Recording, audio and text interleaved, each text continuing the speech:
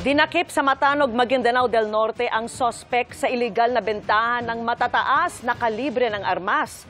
Nakatutok si Marisol Abduraman, exclusive.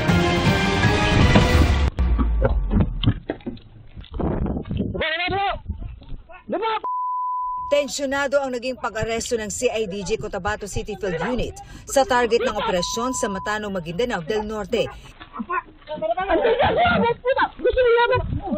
Inabot ng 2 linggo ang pakikipag-usap ng mga nagkunwaring buyer sa suspect hanggang magkasundo na i-deal ang mga in-order na baril sa halos 300,000 pesos na halaga. Ito pong ating subject ay isang alleged na gun runner po. Nagsusupply, nagbebenta ng mga baril sa lugar. Wala siyang mga warrant of arrest, pero ma'am, inaalam pa po natin ang kanyang mga kaugnayan sa mga threat groups.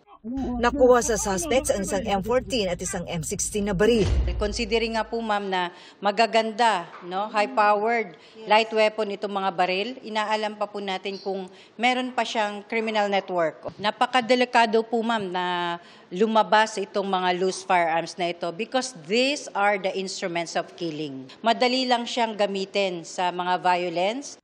Inaalam pa ng CIDG kung saan galing ang mga baril. Sinampahan na ng reklamong paglabag sa RA 10591 ang suspect na wala pang pahayag sa ngayon.